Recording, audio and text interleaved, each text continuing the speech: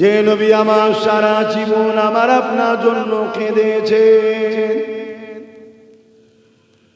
আজ রওজা মুবারকে আল্লাহ নবী আমার আপনার জন্য কাঁদতেছেন। এটা মানেন তো না? নবীকে হায়াতুন নবী মানেন?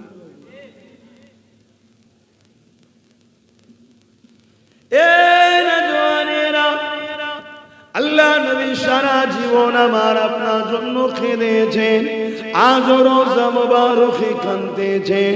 আল্লাহ নবী যখনই কেঁদেছেন ওই কান্নাটা গুনাহগার উম্মতীদের জন্য কেঁদেছেন। এ যুবকেরা, তরুণেরা, আল্লাহ নবী একদিন আল্লাহ পাকের কাবা শরীফ তওয়াফ করতেছিলেন। ওই কাবা শরীফ তওয়াফ করতে করতে নবী আমার সিজদায় পড়ে গেলেন। সিজদায় পড়ে গিয়ে চোখে পানি ছেড়ে দিয়ে কাঁদে। আল্লাহ পাক জিবরাইলকে পাঠিয়ে দিলেন, এ জিবরাইল দুনিয়া জমিনে চলে যাও, আমার হাবিব কেন কাঁদে জিজ্ঞাসা করো। হযরত জিবরাইল আলাইহিস সালাম আল্লাহ পাকের জমিনে চলে আসলে কাবা শরীফে পৌঁছে গেলে আল্লাহ নবীকে জিজ্ঞাসা করতে লাগলে, ইয়া রাসূলুল্লাহ, হাবিবাল্লাহ, হুজুর আপনি কেন কাঁদে? আল্লাহ নবী বলেছিলেন, জিবরাইল রে, আমি কেন কাঁদি আল্লাহ পাক তো জানে। তোমাকে যখন জানাতে চেয়েছে, এ জিবরাইল শুনে রেখে দাও, আমি রাসূলুল্লাহ যখনই কেঁদেছি আমার গুনাহগার উম্মতীদের জন্য কেঁদেছি। আরো জোরে বলুন সুবহান। এই জন্যই তো নবী পাক জানিয়ে দিলেন, মান আহাব্বা লিল্লাহ ওয়া আবগাদা লিল্লাহ ওয়া আতা লিল্লাহ ওয়া মানআ লিল্লাহ ফাকাদ ইসতাকমালাল ঈমান। ভালোবাসবে আল্লাহর জন্য, দুশমনি করবে আল্লাহর জন্য, আত্মীয়তা করবে আল্লাহর জন্য, বিচ্ছেদ হবে আল্লাহর জন্য, এরাই হলো প্রকৃত ঈমানদার। এ নওজোয়ান তরুণেরা, বাপেরা, আমরা রাসূলুল্লাহকে যদি ভালোবাসি, নবী পাকের প্রেমিক যারা হবে তাদেরকে আমরা ভালোবাসবো। এই জন্য আল্লাহর ওলিদেরকে, নবীর গোলামদেরকে, নবীর আশিকদেরকে আমরা ভালোবাসি। খাজা হুজুরকে কেন ভালোবাসি? খাজা হুজুর আল্লাহ নবীর প্রেমিক ছিল। দাদা হুজুরকে কেন ভালোবাসি? দাদা হুজুর আল্লাহ নবীর প্রেমিক ছিল। বসিরহাটের বড় মাওলানাকে কেন ভালোবাসি? উনি আল্লাহ রাসূলের প্রেমিক ছিল। এ যুবকেরা, তরুণেরা, এটাই তো প্রেমের নিদর্শন। আমার প্রেমিকের যে হবে আমিও তার হব, যে আমার প্রেমিকের নয় আমি তার নয়। এ যুবকেরা, তরুণেরা, বাপেরা, এই প্রেম যে দেখাতে পারবে সেই তো রাসূলুল্লাহর প্রকৃত প্রেমী, তার মধ্যেই তো ঈমান রয়েছে। আর যে রাসূলুল্লাহ দুশমনকে আপন করে নেবে, সে যদি রাসূলুল্লাহকে ভালোবাসি বলে, সে মুনাফিক, মুসলমান ছাড়া অন্য কিছু নয়, তার জন্য জাহান্নাম রয়েছে। এ যুবকেরা, তরুণেরা, আমার নবী পাকের প্রেমিকেরা তাই বলে দিয়ে যায়, পরিবর্তন হয়, বুঝে বুঝে পা ফেলে। আল্লাহ নবী, নবী, দয়ার নবী, যে নবী আমার সারা জীবনটা তোমার আমার জন্য কেঁদেছে, আজও রওজা মুবারকে কাঁদছে। আল্লাহ যেদিন কিয়ামত ঘোষণা করবে, হযরত ইসরাফিল আলাইহিস সালামকে, হযরত জিবরাইল আলাইহিস সালামকে আল্লাহ পাক পাঠিয়ে দেবে, এ জিবরাইল, দুনিয়া জমিনে চলে যাও, আমার হাবিবকে যে উঠিয়ে নিয়ে আসো। আজকে দিনে আমি আল্লাহ আমার হাবিবের মাথাতে শের মুবারকে শাফাআতের তাজ পরিয়ে দেব। আরো জোরে বলুন সুবহান।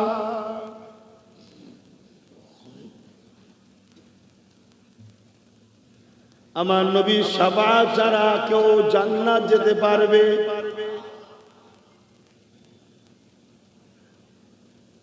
যুবক, আম্মা, বোনেরা, ভাইয়েরা, বাপেরা, মায়েরা, একটু শোনেন মন দিয়ে। নিয়া না নিয়া সব নিজের নিজের ব্যাপার। আমার কথা নেবেন কি না নেবেন সব নিজের নিজের ব্যাপার, কিন্তু মন দিয়ে একটু শোনেন। কত লোক দুনিয়ায় এলো, সব কিন্তু এক এক করে কবরে চলে গেল। আজ আমি আছি, আপনারা আছেন, একদিন চলে যাবে। আখিরাত কিন্তু বড় কঠিন হবে। একটু বুঝে বুঝে পাপ, একটু বুঝে বুঝে চলে।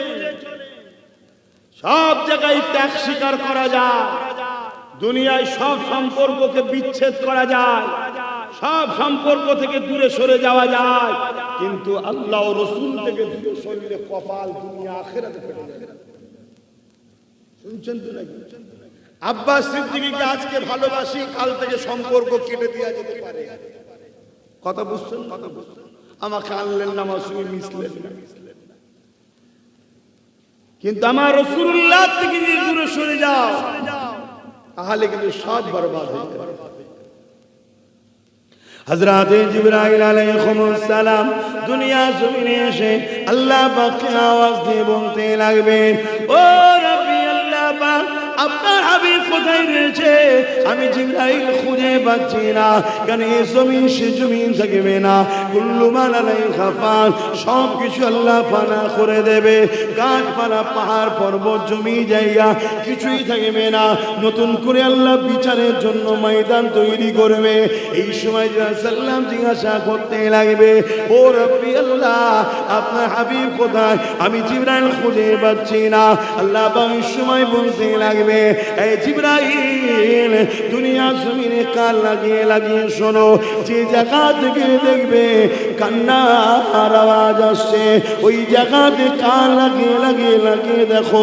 যে জায়গা থেকে দেখবে কান্নার আওয়াজ আসছে, ওই জায়গাতে আমার হাবিব তিনার গুনাহগার উম্মত উম্মতিদের জন্য কাঁদতেছে। আরো জোরে বলুন সুবহান। এই নবীকে মহব্বত করেন না? আজও আমাদের জন্য কাঁদছে। সেই নবীর দিনের যারা দুশমন হবে তাদেরকে আমরা আপন করতে পারি। সেই নবীর যদি দিনের দুশমন আমার ভাইও হয়ে যায়, সেই ভাইয়ের সঙ্গে সম্পর্ক রাখা যেতে পারে? খুব সাবধান। আজ পুরো দুনিয়া জুড়ে ষড়যন্ত্র চলছে ইসলাম ও মুসলমানকে মিটিয়ে দিবার। প্যালেস্তাইন আমাদেরকে মিটানো হচ্ছে, মসজিদ আকসাতে বোম চাষ করা হচ্ছে, সুদানেতে মুসলমানদেরকে গণহত্যা করা হচ্ছে। আমার ভারতবর্ষের গুজরাট থেকে শুরু করে উত্তরপ্রদেশ থেকে শুরু করে সর্ব জায়গাতে মুসলমানদের উপরে হত্যা লীলা চলছে। মসজিদ মাদ্রাসাকে পর্যন্ত শেষ করে দেওয়া হচ্ছে। 2002 গুজরাটের মতো দাঙ্গাতে যার হাত রঙিন হয়ে রয়েছে তাকে ফুলের মালা পর্যন্ত আমার রাজ্য সরকার পাঠিয়েছিল। মনে আছে না? এদের সবাইকে দেখতে আলাদা লাগতে পারে, এদের সবার মূল জায়গা হচ্ছে একটাই, ইসলাম ও মুসলমানকে মিটিয়ে দাও। কোন কোন জায়গায় ডাইরেক্ট, আর কোন কোন জায়গায় সংখ্যা যেখানে বেশি আমরা ওখানে ডাইরেক্ট নয়, ওখানে একটু ইনডাইরেক্ট। আস্তে আস্তে ভালোবাসা জন্মে ঘরে ঢুকছে, আস্তে আস্তে প্রীতি তৈরি করে কাছে আসছে, তারপরে নিয়ে যে মেরে ফেলার প্ল্যান করছে। উদাহরণস্বরূপ, যেখানে সংখ্যা কম আমাদের সেখানে ডাইরেক্ট জোর করে ধরে বিষ খাইয়ে দিচ্ছে, আর যেখানে আমাদের সংখ্যা বেশি একটু সেখানে ডাইরেক্ট বিষ খাওয়াচ্ছে না, অতিথি আপ্যায়নের নামে শরবত দিচ্ছে, শরবতের মধ্যে বিষ দিচ্ছে। কথা শুনছেন তো নাকি? অসুবিধা হচ্ছে। যেমন ডাইরেক্ট উত্তরপ্রদেশে, গুজরাটে, আসামে বিভিন্ন জায়গায় ডাইরেক্ট বিষ খাওয়াচ্ছে, অর্থাৎ বিজেপি হলো ডাইরেক্ট আমাদের দুশমন। আর আমার বাংলায় দেখুন, শরবতের নামে তার মধ্যে বিষ। আমাদেরই দরদি, আমাদেরই আপন, আমাদেরই সবসময় সাথে থাকার দাবিদার, আমাদেরই নিয়ে বড় হয়েছে, কিন্তু আমার মসজিদের জন্য কথা বললে বলে দিল্লি চলে যাও। আমার মাদ্রাসার জন্য যখন কথা বলবো বলে দিল্লি চলে যাও। এটা কি মেনে নেওয়া যেতে পারে? তার থেকেও বড় বিষয়, আপনারা হয়তো ভুলে যেতে পারেন, আমি কিন্তু ভুলে যাইনি। এক নারী সুরাতে এক চরিত্রহীন বিজেপির কোন এক এমপি, নূপুর শর্মা তার নাম, হযরত নবী মুহাম্মদ সাল্লাল্লাহু আলাইহি ওয়াসাল্লামের পরিবারের নোংরা কটূক্তি করেছিল, মনে আছে? জোরে বলুন, মনে আছে? ওই সময় ধর্মপ্রাণ মানুষ তাম বিশ্ব জুড়ে আন্দোলন করছিল। আমার ভারতবর্ষে বিভিন্ন রাজ্যে আন্দোলন হচ্ছিল। আমার বাংলাতেও আমরা যারা নবীকে ভালোবাসি, সংবিধান অধিকার দিয়েছে, আমরাও আন্দোলন করছিলাম। ওই সময় বাংলার প্রাক্তন মুখ্যমন্ত্রী মমতা ব্যানার্জি কি বলেছিল? ট্রেন ধরে দিল্লি গিয়ে আন্দোলন করো, এখানে নয়। বলেছে না বলেন? তাহলে আজকে ভাইপোকে ধরতে এলে আন্দোলন হবে বাংলায়। কোন টিএমসি নেতা মন্ত্রীকে ধরতে এলে, এক কথায় চোরাদের ধরতে এলে আন্দোলন হবে বাংলায়। কোন যদি কিছু সমস্যা হয় তার জন্য আন্দোলন হবে বাংলায়। টাটা কারখানাকে তুলে দিবার জন্য রোড বন্ধ করে হাজার হাজার কোটি টাকা সম্পদ নষ্ট করে এই বাংলায় আন্দোলন হতে পারে। আর আমাদের জানের থেকে প্রিয় নবী মুহাম্মদ সাল্লাল্লাহু আলাইহি সাল্লামের উপরে ওই চরিত্রহীন নারী যখন আঘাত দিয়েছিল, তার বিরুদ্ধে যখন আমরা আন্দোলন করছিলাম, এই বাংলার টিএমসি গভর্নমেন্ট বলেছিল ট্রেন ধরে দিল্লি চলে যাও। দিন আর তাহলে আমাদের কাছে যদি নবী আগে হয়, নবীর প্রেম যদি হৃদয়ে থাকে, আজকে তাহলে আমাদেরও বলা দরকার, ভোট আমাদের কাছে আশা করো না, কারণ আমরা নবী মুহাম্মদ রাসূলের গোলাম। আমার নবীর হয়ে বাংলায় কথা বললে যদি তোমার বুকে ব্যথা হয়, আমার নবীর হয়ে আন্দোলন করলে তুমি যদি ট্রেন ধরে দিল্লি যাবার পরামর্শ দাও, তাহলে তোমার মতো অপদার্থকে আমরা ভোট দিয়ে বেঈমান হতে রাজি নয়। এটা বলা কি অন্যায় হবে? দরকার আছে না? হাত তুলে সাক্ষী দাও, কারা বলতে পারবে? কারা বলতে পারবে? হাত লম্বা করে তোলো। এ কথা যে বলতে পারবে না, আমার মনে হয় তুমি নিজেকে প্রশ্ন করো, তুমি বেঈমান কাফের ছাড়া আর কিছু। আমি চ্যালেঞ্জে যাচ্ছি, কোন মুফতি, কোন মাওলানা, কোন পীর, পীরজাদা মায়ের বেটা যদি থাকে আমার শুনে তোরা এত বড় নেমো খারাম, তোরা এত বড় গাদ্দার, তোরা হাজার 2000 ভিক্ষাতে তোর এই শয়তানের পক্ষে দাঁড়াতে মন যায়। আর আমার রাসূলুল্লাহর উপরে যখন আঘাত দেয়, আমরা যখন কেসের ব্যবস্থা করি, কোরআনের উপরে যখন আঘাত দেয়, এই পাশে ফোর পাশ শয়তানটা কোরআনের বিরুদ্ধে যখন বলল, আমরা হাজার হাজার মামলা করলাম, প্রাক্তন রাজ্য সরকার টিএমসি গভর্নমেন্ট তাকে অ্যারেস্ট করেছে। জোরে বলেন। আর ওয়াকফের জন্য নওশাদ রাস্তায় আন্দোলন করতে নেমেছিল, তাকে নিয়ে যে জেলে ভরা দিয়েছে। মানুষের জন্য কথা বলতে গেল, আবার 42 দিন জেলে ভরা দিল। কথা মাথায় ঢুকছে না? ঢুকে না? তুমি সন্ত্রাসকে শক্তিশালী করবে, তুমি রাসূলের দুশমনকে শক্তিশালী করবে, তুমি কোরআনের দুশমনকে শক্তিশালী করবে। যে বলেছে কোরআন শেষ হয়ে যাবে, সে কোরআনের দুশমন নয়। ঈমানদার কখনো কোরআনের দুশমনকে সাপোর্ট করতে পারে না। যেমন আমরা বিজেপিকে সাপোর্ট করতে পারি না, বিজেপির সবথেকে বড় দালাল এই টিএমসির মমতাকে সাপোর্ট করতে আমরা কোনোদিন পারি না। ঈমানদাররা এই কথাটা আমার বাপ, আমার মা, আমার ভাই, আমার বোনেদের বোঝানো দরকার আছে। অনেকে বলছে এখন ভোটের সময় চলছে, এখন কেন বলছো? আরে আমার দুঃখের দিনে তুমি আমাকে ট্রেন ধরে দিল্লি যেতে বলেছিলে, আমার ওয়াকফের সময় তুমি দিল্লি যেতে বলেছিলে।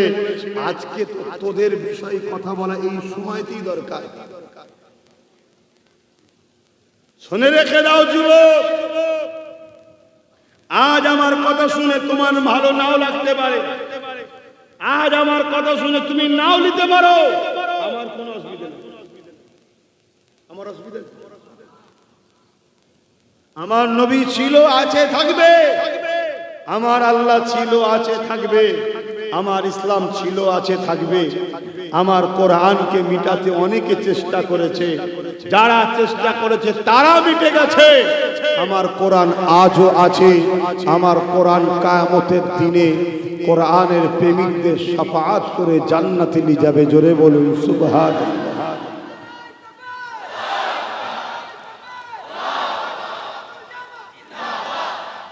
আজকের দিনে তুমি যদি রাসূলুল্লাহর পক্ষে না দাঁড়াতে পারো, তাহলে মনে রেখে দিও কিয়ামতের দিনে তুমি নবীর শাফাআত পাবে না। যে নবী পাকের বিরুদ্ধে বলেছে সে যেমন শয়তান জাহান্নামী কুকুর, তার বিরুদ্ধে বলতে গিয়ে যার বাধা হয়, যার অসুবিধা হয়, সেও আমার নজরে জাহান্নামের একটা কুকুর। কথা মাথায় ঢুকছে না? ঢোকে না? হ্যাঁ, মরণের ভয় তোমরা করতে পারো, মরণকে গলায় নিতে চাই রাসূলুল্লাহর জন্য। কেন? রাসূলুল্লাহ হয়েছে মরে, সে তো কবরে রাসূলুল্লাহ দিদার পাবে। জোরে বলুন সুবহানাল্লাহ, আরো জোরে বলুন সুবহানাল্লাহ। কথা মাথায় ঢুকছে?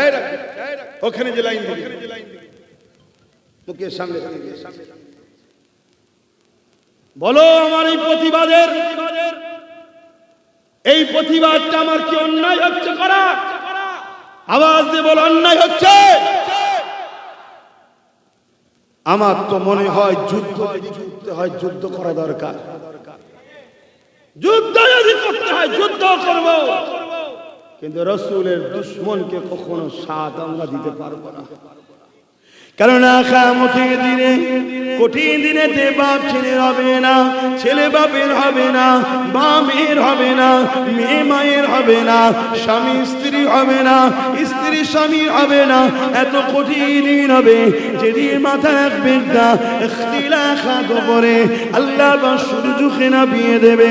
সূর্যের 12 গুণ তাপ বেড়ে যাবে, 1 গুণ তাপে কোটি কোটি মাইল দূরে রয়েছে, এই তাপ সহ্য করা যাচ্ছে না। সেদিন মাথা রাখবে না, ইখতিলাফাত উপরে আল্লাহ নামিয়ে দেবে। সেই দিন কি করে সহ্য করবে? ওই সূর্যের তাপেতে মাথা ক্ষীণগুলো গলে গলে ঝরে ঝরে পড়বে। ওই সূর্যের তাপেতে লোহা যেমন আগুনে দিলে পুড়ে লাল হয়ে যায়, জমিনটা পুড়ে লাল হয়ে যাবে। মানুষ দাঁড়াতে পারবে না। ছেলে বাপকে জোর করে জমিনে শুয়াবে, তার বুকের উপরে পা দিয়ে দাঁড়িয়ে যাবে। বাপ ছেলেকে জমিনে শুইয়ে তার বুকের উপরে পা দিয়ে দাঁড়িয়ে যাবে। এ যুবকেরা, আমার আম্মা জানেরা, আমার বোনেরা, আর মুনাফিক চিনতে শেখো, গোস্তাখে রাসূলদেরকে চিনতে শেখো। এ যুবকেরা, না ওই কঠিন দিনে তোমাকে বাঁচাবার কোনো দাদা দিদি থাকবে না, কোনো নেতা খেতা ওই দিনেতে কাউকে দেখা যাবে না। কেন? জালিম যারা হবে জাহান্নামে আগে চলে যাবে, অত্যাচারী যারা হবে জাহান্নামে চলে যাবে। তাদের কাতার তো আলাদাই হবে। এ যুবকেরা, তরুণেরা, বাবেরা, ওই কঠিন দিনেতে কেউ কারো হবে না। ওই সময়তে আমিন আল্লাহ মুহাম্মদ রাসূলুল্লাহ আল্লাহ পাকের কাছে ফরিয়াদ করবে, ইয়া রাব্বি হাবলি উম্মতি উম্মতি উম্মতি উম্মতি। আরো জোরে বলুন সুবহান। সেই নবীর জন্য জান দিতে পারবো বলছি, আর জান না দিতে পারলে, জানের থেকে বেশি মহব্বত না করতে পারলে ঈমানও তো। সেই নবীর বিরুদ্ধে কেউ চরিত্রহীন নারী কিছু মন্তব্য করবে, আর তার বিরুদ্ধে আমি কথা বলতে যাব, আর আমার রাজ্য সরকার বলবে ট্রেন ধরে চলে যাও, ওখানে না তেল পুলিশ হবে, কেস হবে, মামলা হবে। তাহলে মনে হয় ওরই বিরুদ্ধে আন্দোলনকে রুখতে চাইছে না চাইছে? তাহলে ওর দলের লোক নয়, ওজন উচিত তো আরো শাবাশি দেওয়া, হ্যাঁ বেশি করে বল। কেন বিজেপির বিরুদ্ধে আমিও তো, তুই যখন বিজেপির বিরুদ্ধে আন্দোলন করছিস আমার সম্পূর্ণ সহযোগিতা থাকবে, আরো কর। এদিকে আমার বাংলার কালচারই নয়, সেই কালচার হঠাৎ করে বাংলায় ঢুকলো, অস্ত্র টস্ত্র নিয়ে মানুষের দোকান দোকান পুড়িয়ে ভেঙে চুরে রোড অবরোধ করে হয় হচ্ছে, সেখানে রাজ্য সরকার পুলিশ দিচ্ছে। ভুল কথা বলছি। আর আমরা তোমাকে ভোট দেবো, আমার ভোটে তোমরা জিতবে, আর আমার মসজিদ মাদ্রাসা ওয়াকফের যখন কালা কানুন তৈরি করবে বিজেপি, সেই বিলকে তুমি সই করে পশ্চিম বাংলার ওয়াকফকে বিজেপির হাতে তুলে দেবে। বলো এ কোরআন মসজিদ মাদ্রাসার দুশমন নয়? এই গাদ্দার গুলোকে তো এই সময় চিনা দরকার। মনে রাখবে ফাইসাল্লাহ তোমাদের হাতে না, আল্লাহর হাতে। জোরে বলো। তাহলে কোনো ভয় হুমকি চুমকি দেখে লাভ নাই। অনেকে ভয় দেখাবে, দিনের শেষে যখন সব দেখবে পরিস্থিতি খারাপ, তখন এসে একটাই কথা বলবে, সবই ঠিক আছে, বিজেপি চলে আসবে। কি বলবে? আর জোরে বলে।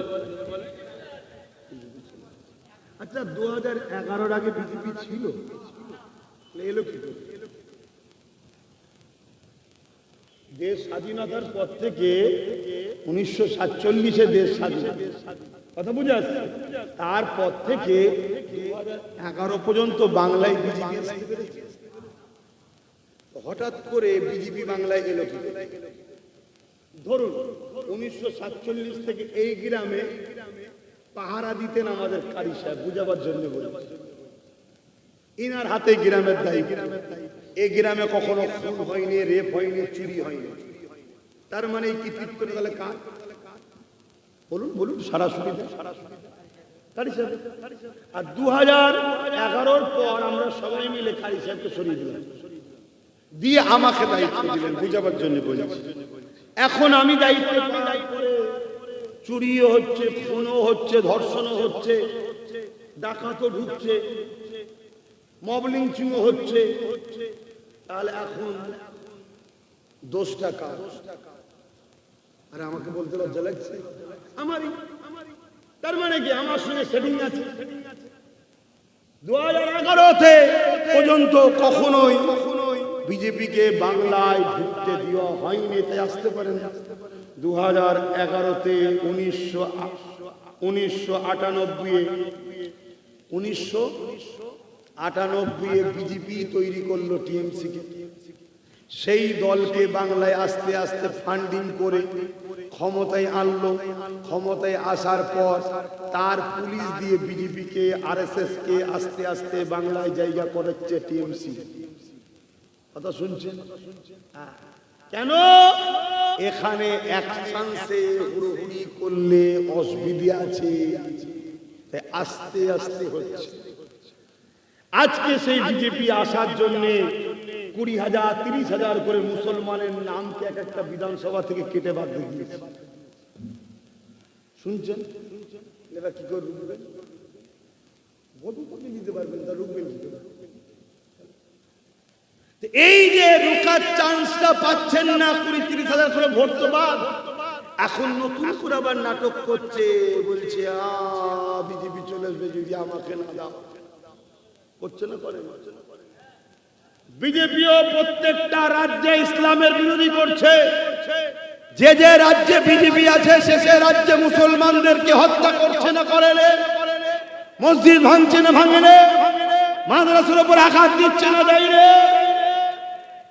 আমার বাংলা তো টিএমসি মসজিদ মাদ্রাসার উপরে হামলা করছে না করে?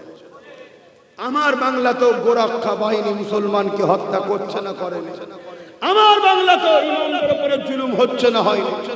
হ্যাঁ বলবেন তুলনামূলক কম, হ্যাঁ আমিও বলছি কম। কমটার কারণ আছে, কারণ এখানে 40% মুসলমান। এখানে যদি আস্তে আস্তে না মারা হয়, হুড়োহুড়ি করলে বাইচান্স হাত থেকে ফসকে গেলে আবার দিদি মুদি দুজনেই বাংলা থেকে বিদায়। শুনছেন তো নাকি? এ জাতি যদি একবার চোখ খুলে জেগে যায়, হারা ও মসজিদ ভাঙছে, ইও ভাঙছে, ও মাদ্রাসা ভাঙছে, ইও ভাঙছে, ও হত্যা করছে, ইও হত্যা করছে, এ জাতি যদি বুঝতে পেরে যায়, তাহলে 40% যদি ঘুরে অন্যদিকে চলে যায়, তাহলে না থাকবে ঘাস, না থাকবে গরু, দুজনেরই শেষ। এই জন্য আস্তে আস্তে আস্তে আস্তে মারা হচ্ছে। শুনছেন না? শোনেন? কিন্তু মনে রাখবেন, যতগুলো বিল সেন্টারে পাস হয়েছে সবকটা বিলকে সাপোর্ট করে বাংলায় লাগু করেছে এই টিএমসি সরকার। তাহলে বলুন সেটিংটা কোথায়? আর আজকে যদি বলেন আপনি জলসার মাহফিলে এসে এ কথা বলছেন কেন? একটা কারণে বলছি, একটা কারণে, এরা আমার ইসলামের দুশ্মন, তাই ইসলামিক জলসার মাহফিলে ইসলামের দুশ্মনের বিরুদ্ধে বলা যাবে না। যাবে যদি না যায়, তাহলে ফেরাউনের বিরুদ্ধে বলা যাবে না, নমরুদের বিরুদ্ধে বলা যাবে না, সাদ্দাতের বিরুদ্ধে বলা যাবে না, এজিদের বিরুদ্ধে বলা যাবে না, নমরুদের বিরুদ্ধে বলা যাবে না। তারাও ছিল অত্যাচারী শাসক এবং ইসলামের দুশ্মন, নবীদের দুশ্মন। আজকে দিদি মোদিও অত্যাচারী শাসক, ইসলামের দুশ্মন। একজন হুজুর হিসাবে নবিয়ানা মেম্বারে নবীর দুশ্মনদের বিরুদ্ধে নবীর উম্মতকে সজাগ করিয়ে তাদের থেকে দূরে থেকে ঈমান বাঁচাবার জন্য চেষ্টা করা দরকার আছে। তবেই তো জলসা, নয় জলসা করে কি হবে? যদি কাফেরই হয়ে গেল, বেঈমান হয়ে গেল, জলসা কি হবে? যদি কাফের বেঈমান হয়ে গেল তো মুসলিমকে নিয়ে কি হবে? কাফের বেঈমানের নামাজ পড়ে কি হবে? শুনছেন? সব বক্তা মৌলভী সাহেবের সঙ্গে আব্বাসকে মিলাবেন না। আমি পেটের জ্বালায় জলসা করি না। পেটের জ্বালায় যদি জলসা করতাম মাসে একটা করলেই হয়ে যাবে। আমাকে যা দেয় মাসে একটা করলেই আমার সংসার চলে ভেসে যায়। শুনছেন তো নাকি? আমাকে কি দেয় আপনারাও তো জানলেন, আপনারাই দেবেন তো। এত কত লোকের রাগ, যত রাগছে তত দেখছি বেশি করে দিচ্ছে। শুনছে? তাহলে বলুন, আজকে টিএমসি দলের লোকেরা তাদের দলকে বাঁচাবার জন্য চিল্লাচ্ছে না চিল্লাই নেই? বিজেপিরা তাদের দলকে বাঁচাবার জন্য চিল্লাচ্ছে না চিল্লাই নেই? তা আমি আমার রাসূলুল্লাহ দিনের জন্য, রসুলের দিনের দুশ্মনদের বিরুদ্ধে চিল্লাবো না? চিল্লাবো না, এই জন্য চিল্লাবো। জাতিকে বুঝাচ্ছি, জাতি সময় এসেছে দিদি মুদির বিরুদ্ধে ভোটটা দাও। কেন? এরা ইসলামের দুশ্মন, এরা ওয়াকাফের দুশ্মন, এরা কোরআনের দুশ্মন। এ কোরআনের সূরা তাওবার 5 নম্বর আয়াতে হিংসা ছড়াই বলছে বিজেপির 4-5 নেতা, আর মমতা বলছে কোরআনটাই শেষ হয়ে যাবে, আমার উন্নতি শেষ হবে না। এরা দুজন কোরআনের বিরুদ্ধে না বিরুদ্ধে নয়? তো সময় এসেছে এই জাতিকে বলছি, আল্লাহ তোমার যখন নামটা এখনো রেখেছে, ভোটটা দিবার সময় কোরআনের দুশ্মনদের বিরুদ্ধে দিও। কথা বলা কি হারাম হয়ে গেল? আর না এর পরে আমি 2020-তে বলেছিলাম না?